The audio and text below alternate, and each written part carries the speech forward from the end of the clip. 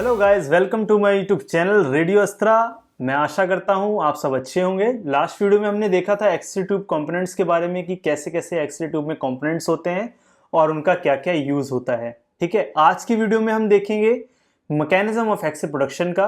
पहले हमने introduction to radiology में भी देखा था कि एक्स-रे का प्रोडक्शन कैसे होता है। ठीक है, आज हम देखेंगे कि किस मैकेनिज्म से एक्स-रे का प्रोडक्शन होता है। मेनली दो होते हैं, हम आगे इसको डिस्कस करेंगे। Characteristics x ray. कैरेक्टरिस्टिक्स एक्सरे क्या होता है? देखिए, होता क्या है, हाई एनर्जी इलेक्ट्रॉन आता है। ठीक है, हाई एनर्जी इलेक्ट्रॉन सीधा एनोड के जो एटम है उनसे टकराता है इनर शेल इलेक्ट्रॉन्स में, इनर शेल इलेक्ट्रॉन से टकराता है के शेल में। उससे क्या होता है, उसको वो आउट करता है इलेक्ट्रॉन को। उसके हिट होने की, टकराने की वजह से उसमें इतनी ज्यादा एनर्जी होती है कि उसको बाहर फेंक देता है के शेल इलेक्ट्रॉन को। जब उसको वो बाहर फेंकता है तो क्या होता है, एटम अनस्टेबल हो जाता है। अनस्टेबल होने की वजह से आगे के और फिनोमिना होते हैं, हम इसमें आगे देखेंगे। ठीक है, characteristics X ray result when the interaction is sufficiently violent to ionise the target atom through removal of inner shell electrons. उसको रिमूव कर देता है इनर शेल इलेक्ट्रॉन से, and an outer electron fills the vacancy. फिर क्या करता है, उसके एटम की प्रॉपर्टी में पता है, जैसे ही वो अनस्टेबल होगा वो क्या करेगा, दोबारा से उसको स्टेबल बनाने के लिए आउटर शेल इलेक्ट्रॉन्स को अंदर की तरफ धकेलेगा कि स्टेबल होने के लिए। देखिए, डायग्राम की मदद से हम देखेंगे कि कैसे ये चीज़ होती है। ये हाई एनर्जी इंसिडेंट इलेक्ट्रॉन है। ठीक है, ये यहाँ से आया, इनर शेल इलेक्ट्रॉन है न्यूक्लियस के, जो सबसे पहला न्यूक्लियस के पास होता है के शेल इलेक्ट्रॉन। इसकी बाइंडिंग एनर्जी सबसे ज़्यादा होती है। तो ये के शेल इलेक्ट्रॉन से सीधा टकराया, इसने इसको बाहर कर दिया, इजेक्टेड के शेल इलेक्ट्रॉन। उसके बाद ये क्या, एल शेल है, जो इसके ऊपर का शेल है, न्यूक्लियस से थोड़ा दूर है। तो के शेल इलेक्ट्रॉन क्या करता है, यहाँ से वैकेंसी को फिल करने के लिए ये सीधा के शेल में जाता है। तो जब भी ये एल से के की तरफ मूव होगा, या हम बोलें कि इलेक्ट्रॉन का ट्रांजिशन होगा, तो एल से के की तरफ जैसे ही जाता है ये कैरेक्टरिस्टिक्स एक्सरे को जनरेट करता है। देखिए लिखा भी है, characteristics x ray photon generated from L two के इलेक्ट्रॉन ट्रांजिशन। इलेक्ट्रॉन के ट्रांजिशन से क्या होगा, ये एनर्जी का लूज होगा, और ये एनर्जी हम से क्या बोलते हैं, एक्सरे फोटोन या एक्सरे एनर्जी, कैरेक्टरिस्टिक्स एक्सरे। कुछ कुछ फैक्ट्स हैं छोटे छोटे, वो मैं आपको बताता हूँ जो यूजफुल है आपके। मान लीजिए एग्जाम हो, या कोई एंट्रेंस एग्जाम हो, या किसी तरह का कोई आपका थ्योरी हो, या कॉलेज की चीज़ें हो, तो ये आपको जानकारी होनी चाहिए कि कैरेक्टरिस्टिक एक्सरे की क्या क्या फैक्ट्स होते हैं, क्या क्या उसमें चीज़ें होती हैं। तो only K characteristic X rays are useful in imaging. जो सिर्फ के है, क्योंकि इसकी मतलब क्यों ऐसा क्यों कहते हैं, क्योंकि होता क्या है, अब M2L भी होगा, M2L भी होगा, ठीक है, लेकिन उसमें इतनी ज़्यादा एनर्जी नहीं होगी जो यूजफुल हो किसी भी इमेजिंग में या डायग्नोस्टिक इमेजिंग में। तो इस चीज़ के लिए जो है सिर्फ L to K जो ट्रांजिशन हो रही है वही इंपॉर्टेंट है, और उसका ही यूज़ है डायग्नोस्टिक इमेजिंग में। ये चीज़ें मेंशन है, only K characteristics x ray are useful in imaging, used mainly in mammography. Mammography सबसे मेन इंपॉर्टेंट इसका पॉइंट है कि ये मैमोग्राफी में ही ज़्यादा इसका यूज़ है। contributes to 20 to 30% of X-rays used in diagnostic radiology, जैसे मैंने आपको पहले बताया।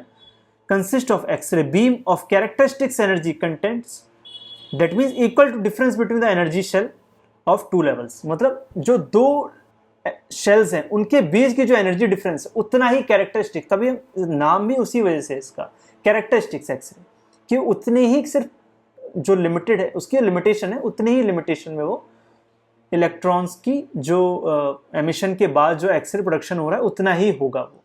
अब एक फ्लो चार्ट है, सिंपली आपको समझाने के लिए फ्लो चार्ट बनाया गया है। ये फ्लो चार्ट जो है इजीली आप इसको याद कर सकते हैं, ठीक है, चाहे तो आप नोट डाउन भी कर सकते हैं। देखिए, accelerated electrons enter the anode. Accelerated electron, तेजी से इलेक्ट्रॉन आया, एनोड में टकराया, ठीक है, एनोड में एंटर किया। It hits an inner shell केश, it hits an inner shell K shell electrons directly. उसने क्या किया, डायरेक्टली के शेल जो इनर शेल है उसको हिट किया directly, because of the large kinetic energy of the accelerated electron. अब होता क्या है, उस एक्सेलरेटेड इलेक्ट्रॉन्स की काइनेटिक एनर्जी बहुत ज्यादा होती है, जिसके चक्कर में वो इनर शेल को क्या कर देता है, उसको हिट करता है और उसको एटम से बाहर फेंक देता है। The inner shell K shell electron is thrown out of the atom. वो क्या करता है, एटम को उससे बाहर कर देता है, एटम से उसको बाहर कर देता है। Electrons void is created, electron void is created. Electron void मतलब कि खाली जगह। अब क्या होता है, जो इलेक्ट्रॉन वहां पे जो एक तरीके से के शेल में इलेक्ट्रॉन्स हैं, दो इलेक्ट्रॉन्स हैं, तो उनमें से एक को उसने हटा दिया तो एक की जगह खाली हो गई। अब एक जगह जो खाली हुई वो क्या, वो आउटर मोस्ट इलेक्ट्रॉन्स जो हैं वहां से फिल होगी। देखिए electron void is created in innermost shell atom because becomes unstable. तो क्या होगा, वो अनस्टेबल बन जाएगा। अनस्टेबल हो जाएगा क्यों, क्योंकि वो एक तरीके से उसमें इलेक्ट्रॉन जितने होने चाहिए उस एटम में उतने नहीं है, वो अनस्टेबल हो गया। अब इस अनस्टेबिलिटी को सही करने के लिए क्या होगा, outer shell electron jumps into the inner shell releasing the energy difference between these two shells. होगा क्या, जो मैंने बताया आपको पहले भी, आउटर मोस्ट जो शेल होगा वो क्या करेगा, आउटर शेल अंदर की तरफ ट्रांजिशन करेगा के शेल में। तो जो के शेल में जब ट्रांजिशन करेगा वो, तब क्या होगा, एनर्जी का एक लूज होगा, एनर्जी लूज करेगा अपनी L2K में आने में। L2K में जैसे ही आएगा वो, तो उसको वो हम देखेंगे कैरेक्टरिस्टिक्स एक्सरे के रूप में। ठीक है, L2K जैसे ही आएगा वो कैरेक्टरिस्टिक्स एक्सरे के रूप में आएगा। The energy release is converted into and comes out of the X-ray tube as X-rays, और इसको हम क्या कहते हैं, कैरेक्टरिस्टिक्स एक्सरे। ठीक है, कैरेक्टरिस्टिक्स एक्सरे। देखिए अभी देखिए एनिमेशन की मदद से देखिए। ठीक है, एनिमेशन की मदद से क्या होता है, इजी हो जाता है आप लोगों को समझना, इसलिए मैं एनिमेशन इसमें डालता हूं। ठीक है, अभी आप देखिएगा कि कैरेक्टरिस्टिक्स एक्सरे कैसे निकल रहा है। ठीक है, यहां से देखिए इलेक्ट्रॉन आया, देखिए एक्सीलरेटेड इलेक्ट्रॉन आया, आउटगोइंग इलेक्ट्रॉन, इजेक्टेड इलेक्ट्रॉन, और L2K में देख रहे हैं इलेक्ट्रॉन मूव कर रहा है ऊपर से नीचे। तो जैसे ही ये ऊपर वाले शेल से नीचे वाले शेल पे आएगा, ये एनर्जी को लूज करेगा। इसने इसको बाहर किया, ये नीचे की तरफ आया और एनर्जी एक्सरे फोटॉन्स को लूज कर दिया। तो ये सिंपल जो एक्सरे प्रोडक्शन है कैरेक्टरिस्टिक एक्सरे का, वो मैंने आपको बताया इसमें। ब्रह्मस्टर्लंग और continuous spectrum radiation. Continuous spectrum radiation इसे क्यों कहते हैं, ठीक है, और ब्रह्मस्टर्लंग का क्या मतलब होता है, हम इसमें आगे ये चीज डिस्कस करेंगे। देखिए based on law of thermodynamics, energy can never be created nor be destroyed. ठीक है, but it can be converted from one form to another form. यही चीज इसमें भी होती है। ब्रह्मस्टर्लंग का मतलब क्या है, एक तरीके का जर्मन वर्ड है जिसका मतलब है slowed down radiation. Slowed down मतलब इसका क्या मतलब, these are the x ray that result from breaking of projectile electrons by the nucleus. Breaking मतलब न्यूक्लियस क्या करता है, उसको ब्रेक, एक तरीके से जैसे किसी भी व्हीकल में ब्रेक लगता है वैसे ही एक ब्रेकिंग रेडिएशन है। इसे ब्रेकिंग रेडिएशन भी कहा जाता है। अब कहीं पे अगर लिखा हो ब्रह्मस्टर्लंग की जगह ब्रेकिंग रेडिएशन लिखा हो या कंटिन्यूअस स्पेक्ट्रम रेडिएशन लिखा हो, ये एक ही चीज के नाम है, क्योंकि उसकी वैसी उसकी प्रॉपर्टीज हैं, वैसा वो फिनोमेना को दिखा रहा है, इस वजह से उसका नाम भी इसी हिसाब से चेंज कर देते हैं। ठीक है, तो bremsstrahlung is a German word जिसका मतलब है स्लोड डाउन रेडिएशन। स्लोड धीमा होना, slowed down radiation. These are x rays that result from breaking of projectile electrons by the nucleus. ठीक है, आगे हम अभी इस चीज को अच्छे से डिस्कस करेंगे। Electrons are slowed, direction is changed by the nuclear force field. होगा क्या, न्यूक्लियर, हमें पता है न्यूक्लियस क्या होता है, एक पॉजिटिव चार्ज होता है न्यूक्लियस में। वो क्या करता है, सारे इलेक्ट्रॉन्स को बाइंड करके रखता है अच्छे से। हमें पता है पॉजिटिव और नेगेटिव क्या करते हैं, एक दूसरे को अट्रैक्ट करते हैं, ठीक है, अपनी तरफ खींचते हैं। तो ये चीज़ कैसे होगी आगे वो हम देखेंगे। मैंने जस्ट आपको सिंपल एक एटम का स्ट्रक्चर आपको याद कराया कि न्यूक्लियस होता है पॉजिटिव चार्ज होता है और सराउंडिंग उसके इलेक्ट्रॉन्स क्या होते हैं, नेगेटिव चार्ज होता है। बस इसी बात को ध्यान रखिएगा, आगे हम देखते हैं। देखिए ये देखिए इंसिडेंट इलेक्ट्रॉन है, ये न्यूक्लियर फील्ड में आया न्यूक्लियस के पास से और निकल गया। यहाँ से हाई एनर्जी ब्रह्मस्टर्लंग एक्सरे फोटॉन्स निकले और ये थोड़ा दूरी बना के न्यूक्लियस से निकला। देखिए इंसिडेंट इलेक्ट्रॉन आया, यहाँ पर आया, न्यूक्लियस के बहुत पास से निकला, यहाँ सीधा यहाँ घूम के इधर, और यहाँ पे हाई एनर्जी ब्रह्मस्टर्लंग एक्सरे फोटॉन गए। ठीक है, तो होता क्या है इसमें, इंसिडेंट इलेक्ट्रॉन आता है, न्यूक्लियस के पास से होकर गुजरता है, कहीं टकराता नहीं है। न्यूक्लियर फील्ड है, जो न्यूक्लियस का जो फील्ड है उसके सराउंड से होता हुआ बिल्कुल निकलेगा वो। ठीक है, और क्या करेगा, अपनी एनर्जी को लूज करेगा, अपनी एनर्जी को लूज करेगा। तो वो जो एनर्जी लूज होती है उसे हम क्या कहते हैं, ब्रह्मस्टर्लंग रेडिएशन या continuous spectrum radiation. Continuous spectrum क्यों इसका नाम, वो भी हम आगे बताते हैं। ब्रह्मस्टर्लंग रेडिएशन यहाँ से ऐसे निकलता है। देखिए दोबारा देख लीजिए, इंसिडेंट इलेक्ट्रॉन आया, न्यूक्लियर फील्ड के पास से गया और इसने एनर्जी लूज करी, जो कि हाई एनर्जी एक्सरे फोटॉन्स बनेगी, और जो न्यूक्लियस से जितना दूर होगा उसकी एनर्जी उतनी ही लो होगी। ठीक है, लो एनर्जी। न्यूक्लियस के ये बात भी ध्यान रखिएगा, न्यूक्लियस के जो जितने पास से निकलेगा वहां से उतनी ही ज्यादा एनर्जी लूज होगी। ठीक है, और वो क्या करेगा, हाई एनर्जी ऑफ ब्रह्मस्टर्लंग रेडिएशन देगा। और जो न्यूक्लियस से जितना ज्यादा दूरी से निकलेगा और डेविएट होगा या स्लो डाउन होगा, उसकी जो डायरेक्शन है वो ज्यादा चेंज नहीं होगी और एनर्जी ज्यादा लूज नहीं होगी, तो वो लो एनर्जी का एक्सरे फोटॉन देगा, ब्रह्मस्टर्लंग रेडिएशन। कुछ कुछ फैक्ट्स हैं, जैसे कि हमने क्या कैरेक्टरिस्टिक्स रेडिएशन में देखा, ऐसे इसके भी कुछ फैक्ट्स हैं।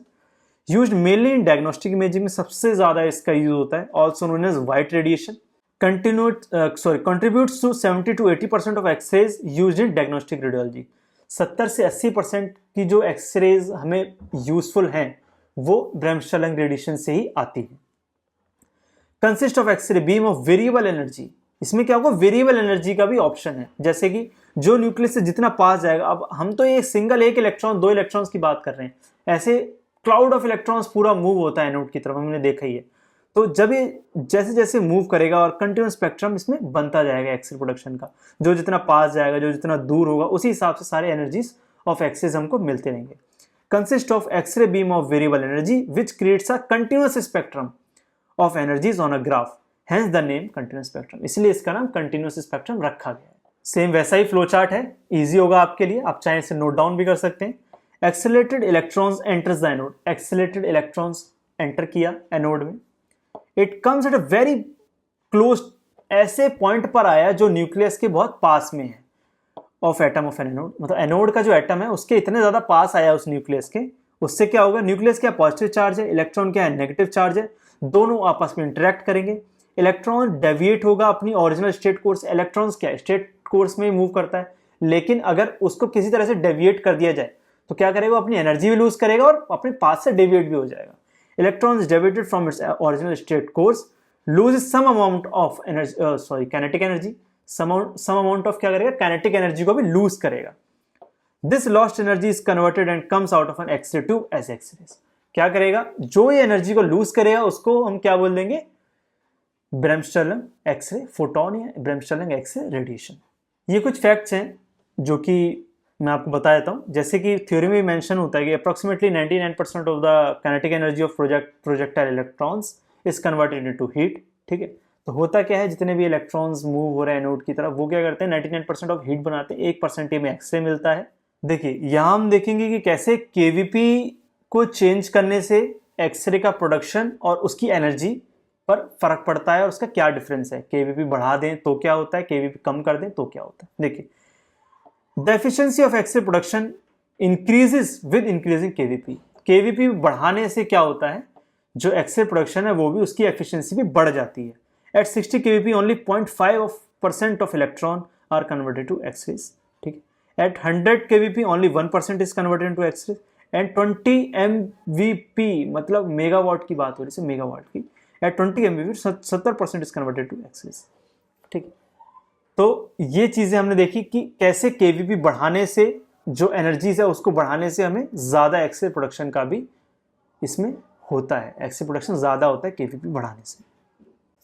ठीक है, तो इसमें at 65 KVP no useful characteristics x-rays are produced, therefore all x-rays produces bremsstrahlung. At 100 KVP 15% of x ray beam, सिर्फ 15% एक्सरे बीम क्या है, कैरेक्टरिस्टिक्स में बनती है, और अदर 95% क्या होगा, ब्रह्मस्ट्रलंग में। मतलब एनर्जी का जो डिफरेंस है वो हमने इसमें देखा कि कैसे कैसे केवीपी बढ़ाने से एक्सरे का प्रोडक्शन होता है। Thank you so much guys for watching this video. मैं आशा करता हूँ ये वीडियो आपको अच्छी लगी होगी, और अगर आपको कुछ भी इसमें सीखने को मिला हो, इन्फॉर्मेटिव मिला हो, अपने दोस्तों के साथ, अपने रेडियोलॉजी के फ्रेंड्स के साथ शेयर करिए, जो कॉलेज में हैं, अभी जो सीख रहे हैं, ये सब चीज़ें उनको मदद करेगी। ठीक है, और दूसरा, ये जो वीडियोस मैं बना रहा हूँ आप लोगों के लिए हैं, तो प्लीज़ सपोर्ट करिए, सब्सक्राइब करिए। आप लोग देख के चले जाते हैं, सब्सक्राइब नहीं करते हैं चैनल, ये चीज़ मुझे थोड़ी सी डिमोटिवेट करती है। प्लीज़ चैनल को सब्सक्राइब करें, ठीक है, और मुझसे जुड़े रहें। Thank you so much.